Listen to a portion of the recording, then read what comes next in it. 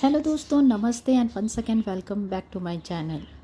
आई hope आप सब काफ़ी अच्छे होंगे। ये बिखरा हुआ सामान हमारी बिखरी हुई ज़िंदगी की तरह ही होती है।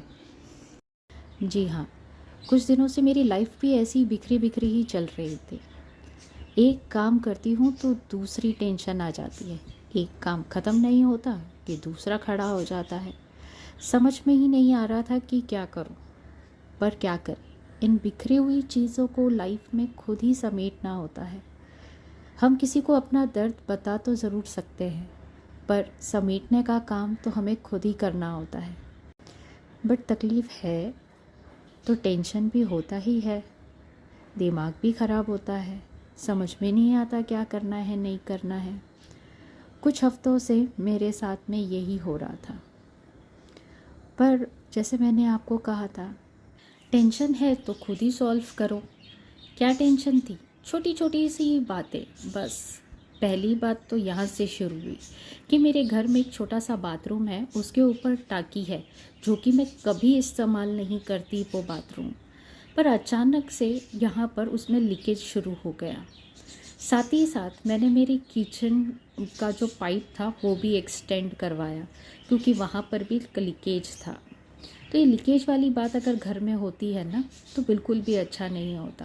तो इसे जल्द से जल्द ठीक करवाना अच्छा होता है। ये एक प्रॉब्लम ख़त्म नहीं हुआ, फिर दूसरी प्रॉब्लम आ गई। सैटरडे मॉर्निंग मैंने सोचा था अच्छा खासा मैं नाश्ता करूँगी, आराम से रहूँगी, कूल डाउन, क्योंकि एक प्रॉब्लम थोड़ी बहुत तो हल हुई थी। बट नहीं, मैं अच्छे खासे सत्तू की रोटी बना रही थी। सत्तू यानी चने का आटा जो मम्मी गांव से लेकर आई थी। हाँ, मैंने 2-3 रोटी अच्छी खासी पकाई और बाद में पता चला कि मेरा गैस सिलेंडर है वो ख़त्म हो गया। ट्रेजेडी वाली बात तो ये थी कि मैंने गैस इस बार बुक नहीं किया था। दूसरे दिन था संडे, तो मुझे गैस मिलता कहाँ से। फटाफट गैस बुक करने के बाद में मैंने गैस वाले भैया को थोड़ा सा रिक्वेस्ट किया कि मैंने गैस बुक कर दी है, प्लीज़ हो सके तो आज ही डिलीवरी करा दो। और फिर वो आकर डिलीवरी करके गए। और फिर करना था कुछ बैंक का काम, वो ख़त्म किया। मेरा बैंक का काम सक्सेसफुल होने के बाद में मैं गई थी वीआई। मुझे एक नया कनेक्शन लेना था घर के लिए, क्योंकि बच्चे कभी घर में रहते हैं तो इमरजेंसी के लिए एक फ़ोन तो घर पे रहना बहुत ज़्यादा ज़रूरी है। और वहाँ पर मैं खुश थी, क्योंकि एज़ पर न्यूमरोलॉजी के हिसाब से मुझे मेरा नया नंबर भी मिल गया था। पर जिस फ़ोन के लिए मैं नया नंबर लेने के लिए गई थी वो हो गया आने के बाद ख़राब। जी हाँ, मैंने नया चार्जर ख़रीदा था उसके लिए सब कुछ, पर घर पर आकर देखा तो फ़ोन चार्ज ही नहीं हो रहा था। फिर मैं दूसरे दिन चली गई उसके लिए सर्विस सेंटर। सर्विस सेंटर में जाकर मैंने वहाँ पर फ़ोन अपना दिया। 1 हफ़्ता हो गया है, मेरा फ़ोन अभी भी उनके पास ही है। हाँ, और मुझे बताया गया था कि उसमें कुछ प्रॉब्लम्स है, ये है वो है, पता नहीं, अब बस ठीक हो जाए और फ़ोन मेरा घर पर आ जाए। ये सारी जो चीज़ें हैं, इनके बीच में जो कुछ भी हुआ मैं वो आपको बता रही हूँ। ये मत समझना करके बस इसकी तो साफ़ सफाई अभी भी चली रही है। और ये एक तो सबसे बड़ी टेंशन थी। ये मेरा काम जो अटका हुआ है ना, यहाँ पर कोई जाना पसंद नहीं करता। इनसे तो सभी दूर रहना पसंद करते हैं। पर क्या करें, मेरा ये काम जनवरी से अटका हुआ है और अभी तक हुआ भी नहीं था। एक बार हो जाएगा ना तो वो भी मैं आपको बता दूंगी कि मेरा वो काम सक्सेसफुल हो गया है। एक के बाद एक ये सारी चीज़ें मेरे साथ में चलती आ रही थी। बस मन कर रहा था इस चादर की तरह सब कुछ अपने आप में चेंज कर लूँ। काश कितना आसान होता अगर इस तरह से करना होता तो। पर एक बात ये सब में चीज़ अच्छी थी कि एक एक्सपीरियंस आपको हर एक चीज़ का मिलता है। मैं इसलिए कह रही हूँ क्योंकि इससे पहले ये सारी चीज़ें मैंने झेली नहीं थी। पर थोड़ा सा तकलीफ़ हो रहा था, पता नहीं क्यों। एक के बाद एक ये प्रॉब्लम, दिमाग ख़राब हो रहा था। ये आप ट्रैवलिंग बैग देख रहे हो, कहीं बाहर जाना तो बनता ही है, क्योंकि बीच में छुट्टियां आ रही थी तो हमने अनप्लान प्लानिंग कर ली। हाँ, क्योंकि हमारे पास कोई ऐसी प्लानिंग थी नहीं कि हमने पहले से प्लान करके रखा हो कि हमें कहीं जाना है। सडनली बस प्लान हो गया।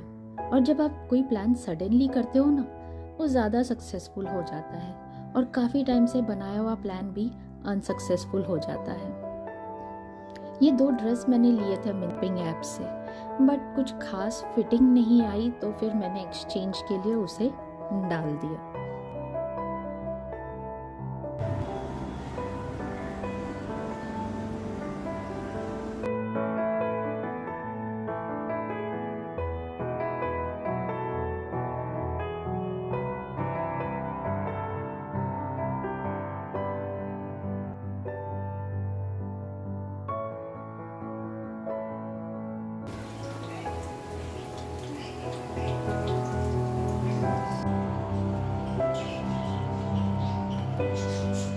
चाय ये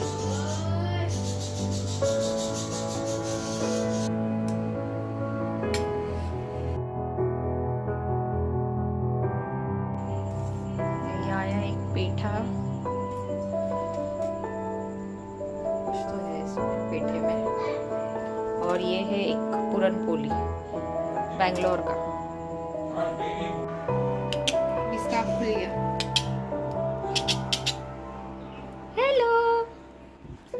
After handling a lot of problem, I thought I will introduce to this little baby, but once again the tragic happened. जैसे ही मुझे लगा कि मैं आप लोगों को इससे मिलवाऊंगी, ये थोड़ा सा बड़ा और हो जाएगा तो और इसे दिखाऊंगी, पर नहीं, ये सब तो कुछ भी नहीं था। पर ये जब हमारे बीच नहीं रहा, तब मुझे और ज़्यादा दुख हुआ। मुझे अच्छा भी नहीं लग रहा। This end part is just to remember him. Bye bye, my dear sweetie. Rest in peace.